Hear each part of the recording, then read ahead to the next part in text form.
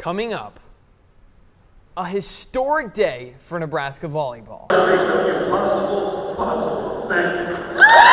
And later, Nebraska football kicks off the Matt Rule era in Minnesota. Looking back on an eventful week in Husker athletics, this is Nebraska Nightly.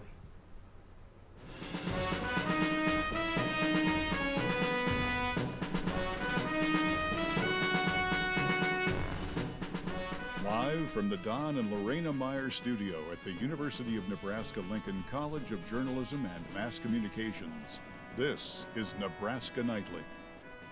The month of August is in the books, and that means a return for Husker athletics. I'm Nathan Hawkins, joined by Trey Marler. And Trey, what a jam-packed way to get the fall going. I'll tell you what, Nathan, it feels like we haven't had a chance to catch our breath. We had volleyball day Wednesday, Husker football Thursday, and the full college football. And I'll tell you what, that volleyball day, it was a historic day, it was an awesome day, but it wasn't something that happened just overnight. Not at all. So much anticipation for last Wednesday night, and it all started 6 months ago. On February 24th, University of Nebraska Athletic Director Trev Alberts announced Volleyball Day in Nebraska, a celebration of the sport's impact in the state centering around a volleyball match in Memorial Stadium. One of the initial goals of the event was to put Nebraska on top of the NCAA volleyball attendance record. But as demand for tickets skyrocketed, it became apparent that the Huskers would be eyeing a different kind of history. The day of celebration kicked off with a rally at the Coliseum event sponsored by Adidas. The pep rally gave fans their first look at the Huskers ahead of the Volleyball Day matchup, as well as allowing the fans to do their part to help the Huskers have success. Fan stations were open to provide Husker Nation with a chance to write letters, make signs, and also purchase gear to commemorate the historic day. Throughout the rest of the day, fans made their way to Memorial Stadium, which on this day was the home of Nebraska volleyball. First up, an exhibition contest between Kearney and Wayne State. Wayne State was victorious in the matchup, winning 3-0. But further than the result, the contest was more about a representation of the love for volleyball in the state of Nebraska. Fans filled the stadium throughout the match, setting the stage for the main event. To start, why not the most storied tradition in Nebraska football, the tunnel walk? When Trev Alberts joined the show back in March, he made note that he wanted to ensure that this day would encapsulate everything of a Husker football Saturday.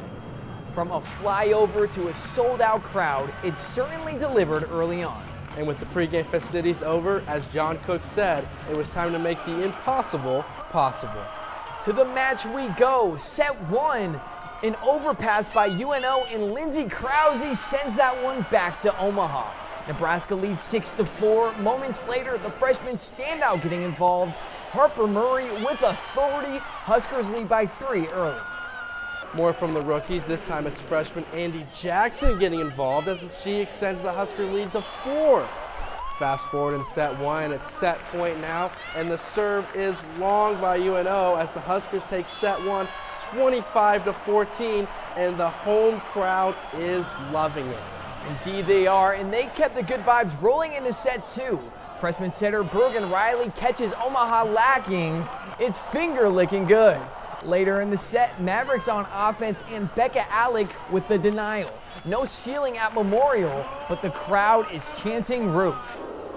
Indeed, they are. Set point for the Huskers, and it's Andy Jackson again. This time she closes out set two as the Huskers take the set 25-14. While we knew history was on the horizon, this was the moment that history was made. 92,003, the official number for attendance, broke not only the record for largest crowd in volleyball history, but set the world record for attendance in a women's athletic event. And this is the moment the volleyball team found out they'd etched their name in history. In celebration, the crowd lit up the stadium, and the Huskers took a moment to soak it all in. An incredible moment where dreaming big became a reality. Well, with history in the books, it's time for set three. Here we go. Andy Jackson, she had her way in Memorial, led the team with 8 kills. Later in the set, Allie Batenhorst getting involved. Huskers lead 20-13. Huskers looking for more as Merritt Beeson with an ace extends the Husker lead. Match point for the Huskers, and Maggie Mendelson delivers as the Huskers sweep the Mavericks in 3 sets. Well, the Huskers improved to 4-0 on the season, but more resoundingly, they make history. The party was far from over. Fireworks, dancing, Scotty McCreery, a celebration that fit the accomplishment. We, took a chance by playing in Memorial Stadium and to go for the record and break it. So not only make a statement to everybody else how important volleyball is here and we want the record, but we did it to the world. And I don't think anybody ever could have envisioned that when this whole thing started. When you're little, you have big dreams and big goals, and I think having this to kind of look up to is something that a lot of little girls will kind of keep in the back of their mind when they're pursuing the sport of volleyball. Well, there you have it. An amazing event in Memorial Stadium, celebrated volleyball in the Mecca of volleyball, Nebraska. The Huskers shined, but it really wasn't about the game itself, Trey. It really wasn't. It was more about a celebration of Nebraska, a celebration of all the young girls that play volleyball in this state, the love for state. No, John Cook mentioned volleyball capital of the world. Just what an awesome day. Well, we mentioned John Cook said it was about making the impossible possible. Here's what that looked like. 92,003 attendees. That obviously a record for a women's athletic event. But it wasn't just that. It shattered the NCAA volleyball attendance record. And I mean obliterated it. It was a previously 18,755. This certainly puts it on another stratosphere. It was just an incredible day, just incredible night. Just so happy for that team and happy for that organization. And obviously that's the football center, but also that is now the most people ever at a Memorial Stadium event. Certainly one to remember, a huge accomplishment for Husker Athletics, for the team, and even for Trev Alberts as athletic director. Yeah, this was kind of one of his first marquee things. He took the job, he came in and said it was back in February when he had the announcement. This was a big thing he won. It was cool to see his plan come to fruition on Wednesday night. Well, there's more coming up. Nebraska football went to Minnesota for their season opener. Stay tuned. We got highlights coming up.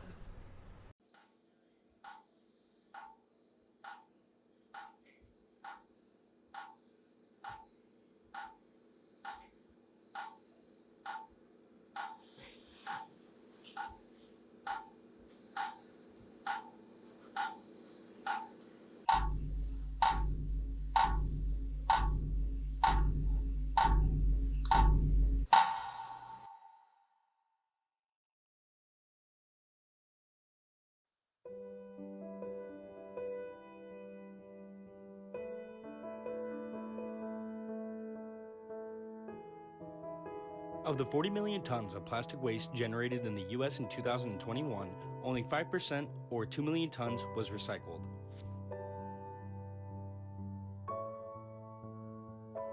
Make sure you do your part in keeping Anderson Hall clean. For more information on recycling statistics, visit epa.gov today.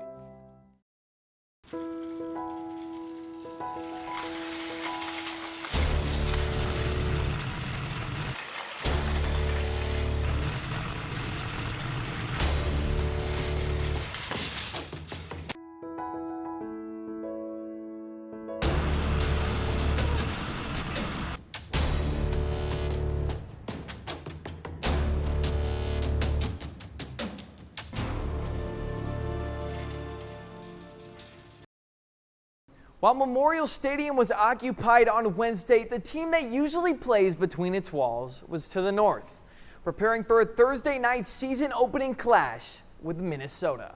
The Huskers went 4-8 last season, but a fresh season brings a lot of brand news to the team. New coach? Check. New quarterback? Check. A renewed faith and optimism for the team? Check. The Week 1 matchup with the Gophers put all three of those things to the test. There's the man tasked with turning Husker football around. The Matt Rule era is underway. Also the beginning of the Jeff Sims era at quarterback. To the second quarter, Huskers driving. Sims looks left and his throw is intercepted. He threw 23 interceptions in 26 games at Georgia Tech, but the transfer would get another chance just before the half. 6-yard line, Sims looks for the back of the end zone, tosses it right into the hands of the defender. No points in half number 1 of game number 1, but a new half brings new fortunes. Opening kickoff from Mir Johnson. He's a playmaker. Look what he does with the ball in his hands. Bounces it out to the right, turns on the burners, and gets the Huskers all the way inside the 35-yard line. A few plays later, Sims pitches it out to Anthony Grant, who tosses it back to Sims, who drops it. A trick play gone wrong, but gone right. Alex Bullock wide open in the end zone. The big red on the scoreboard. That's what you call failing forward. Later in the third, Ethan Kaliakmanis leading a go-over drive, tosses it to the left, but Omar Brown reads it like a book. Huskers would add a field goal and lead 10-3 in the fourth quarter. 5 minutes to go, Anthony Grant rumbling and fumbling. The Gophers bounce on this one, and have we seen this film before? Minnesota down a score, but it's fourth down with 2:30 to go. Kaliakmanis looking end zone, open man. Is that a catch?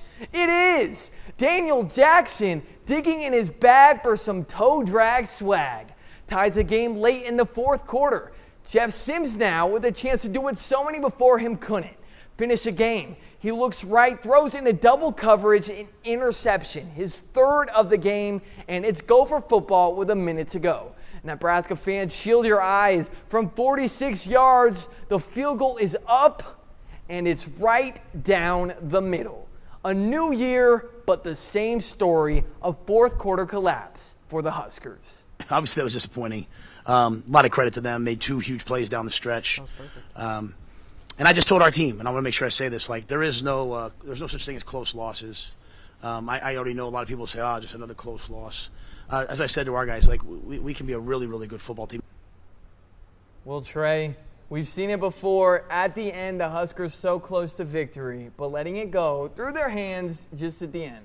It's something you almost, as a Husker fans out there, just kind of don't want to expect, but as soon as an Anthony Grant fumble hit the turf, it was definitely all over the country going, here we go again. Absolutely, and we talk about the play of Jeff Sims, 11 of 19, 114 yards. He was way more efficient on the ground, 1 touchdown to 3 interceptions. At the end of the day, that's a big difference maker in a 1-score game.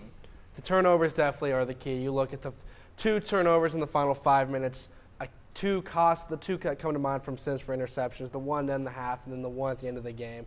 Just he made the plays during the game, but just like so many guys that came before him couldn't make the plays at the end.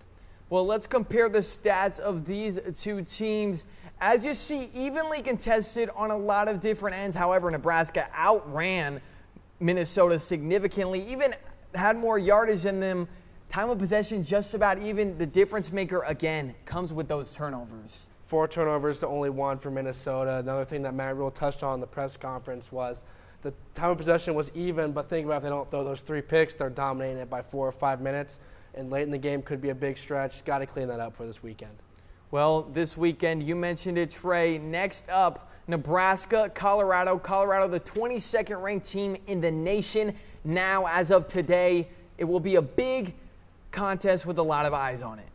Definitely the whole country's going to be watching. Fox Big New Kickoff's going to be there. It's 10 a.m. local time, 11 o'clock here in Lincoln. Should be a fun day. A big test for Nebraska for sure, coming off that loss, trying to rebound against a team that looked really good down in Fort Worth. Well, we'll have plenty of highlights throughout the semester for you here on Nebraska Nightly. Thank you for tuning in today. My name is Nathan Hawkins with Trey Marler. Have a good night.